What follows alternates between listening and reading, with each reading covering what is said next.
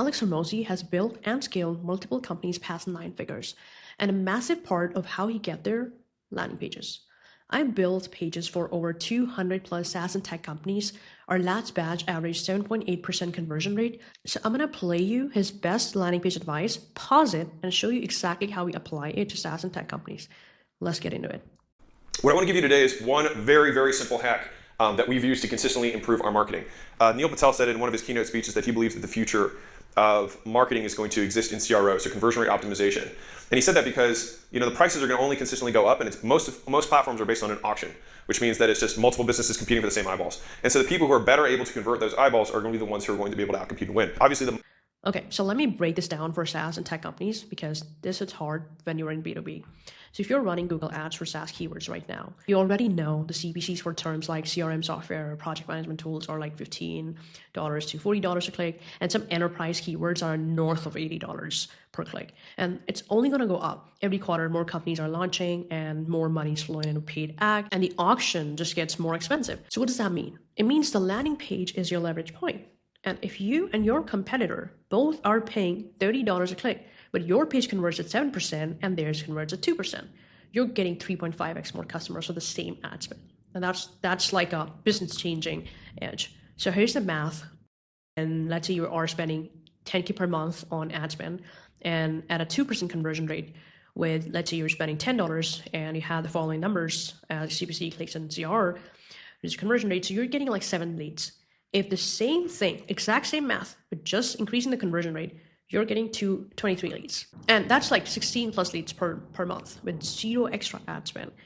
I always tell founders, like, you literally have 2 ways to double your revenue. Either you can double your traffic or you can double your conversion rate. And I will take doubling my conversion rate every single time, because when I'll eventually increase my traffic, the gains are gonna multiply. Every week, what we do is we have our marketing meeting and we do one split test. Just one, all right? And that's because everyone wants to test 100 things.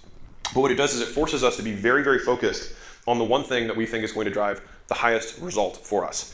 And the thing is that when you do this every single week for 52 weeks in a row, and you do that for 5 years, your process just gets better and better and better. And those increases in conversion compound.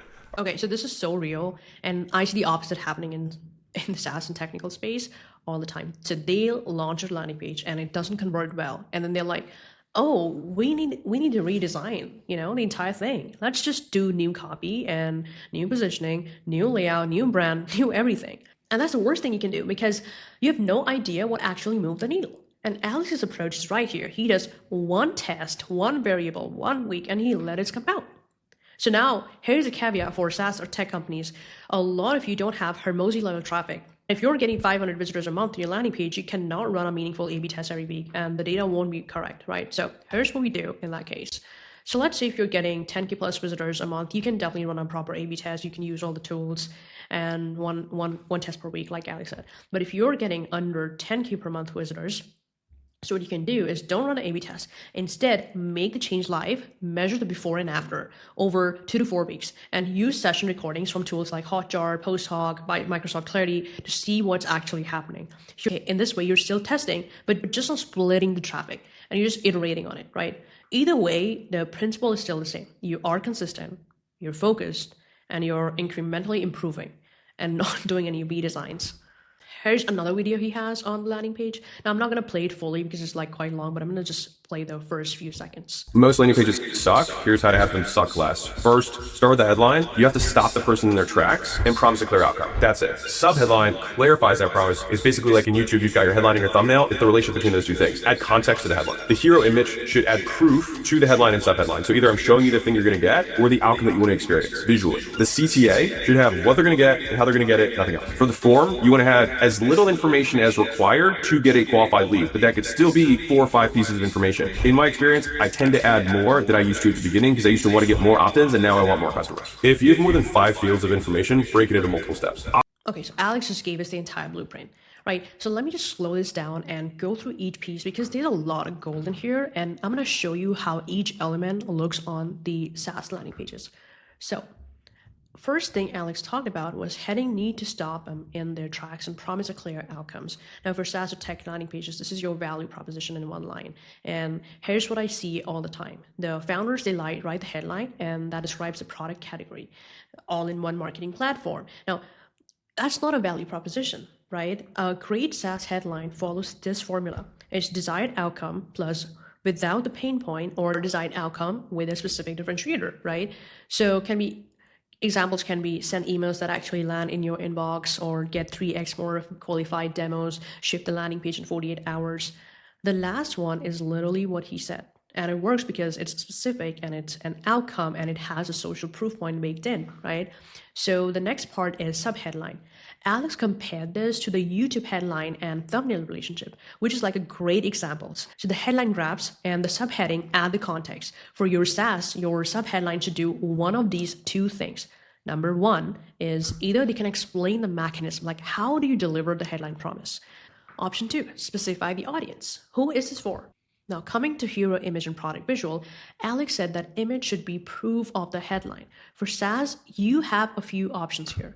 You can do, number one is product screenshots where you're showing the actual UI. And this works best when your product is like visually impressive, or even when the UI itself communicates the value. And think of dashboards, analytics, pipeline views and stuff. Option two can be a demo video or like a GIF where you're showing the product in action. This is great for tools where the workflow is the selling point and the movement catches the eye and shows, and not just telling usual with, generic images. Option three is result visual, showing the outcome, not the tool, where it's like a graph going up, a metric improving before and after. This works when the product itself isn't visually exciting, but the results are. So the one thing you want to never do is you don't want to use generic stock images or illustration or like any AI slop that is like a blob or floating shapes and, those 3D designs people do, because they communicate nothing at all. Like they're just like a filler because, we have a white space, let's just slap a freaking AI slop in them. So don't do that, okay?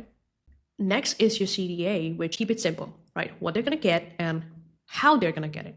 For example, you can combine action plus value plus speed, all of them. And one more thing Alex has not mentioned here is you want to use one CTA per section, and don't confuse people with a bunch of them. Like don't add a bunch of CTAs above the fold. They're not going to click any of them.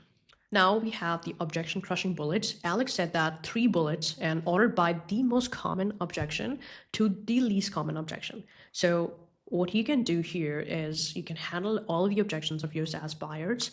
Objection 1 can be, is this going to be hard to set up for me? So the answer can be something like highlight ease of implementation, where you can say, hey, the setup is easy. You can just do it under 5 minutes, or no code required, or import your data in one click. And then the second objection is, what if this does not work for me? So you want to de-risk the purchase. You can say 14-day free trial, no credit card required, cancel anytime.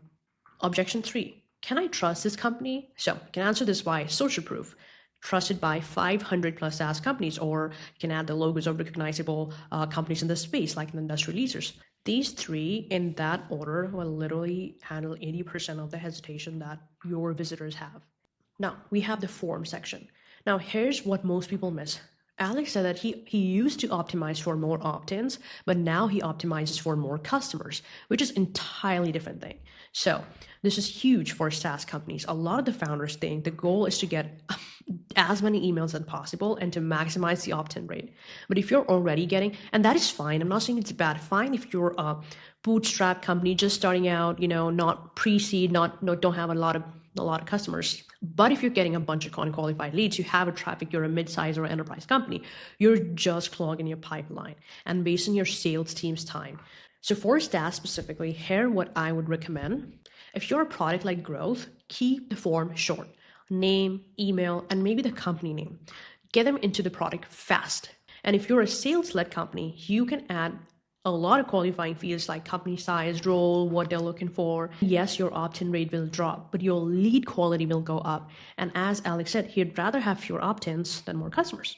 Nobody hates money. Let's say if you are adding more than 5 fields, like this is great if you have 5 fields, but if you have more, break them into steps. So multi-step forms consistently, you can use type form, and that will definitely outperform longer single step forms. And we have seen 20 to 40% completion rates with multi-step forms for our clients. Now, social proof. Alex said he does not always put social proof above the fold anymore, and he puts it underneath it whenever needed. SaaS or tech companies, I would kind of disagree slightly, because above the fold, you can have this social proof bar where you're just showcasing a bunch of customer logos, and this is not going to be your main selling point. It's just like an ambient of trust, and it says like a real company used this without screaming it. But below the fold is where you put a heavy social proof.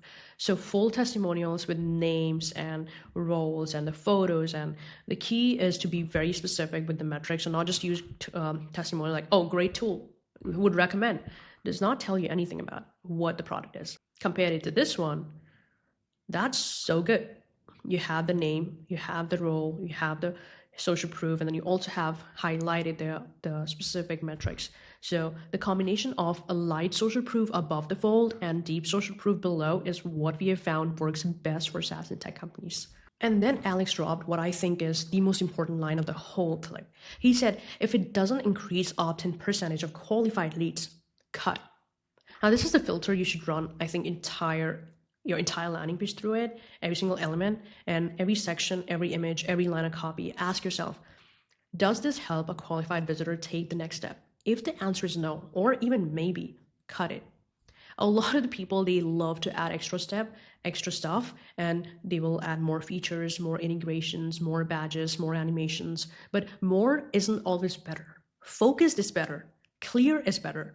Every element that does not serve the conversion is actually hurting the conversion because it's adding noise and splitting attention. I love that Alex used the word razor because it's literally telling you that you should be cutting things away until what's left is the cleanest, most focused page possible. All right, let's recap. Today you heard Alex's best advice on landing pages, and you saw exactly how to apply every single piece to your SaaS or tech company. And you now know CRO is the highest leverage that you can do as a SaaS or tech company. All right, so I put everything from today into a free workbook, the frameworks, the checklist, testing process. It's all in there, link in description, go download it.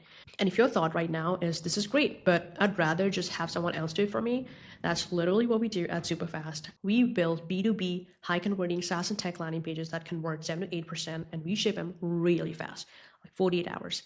Link in description. If you want to book a call with me, share this with your founder friends who are struggling with their landing page. And if you're not subscribed, hit that button. Peace.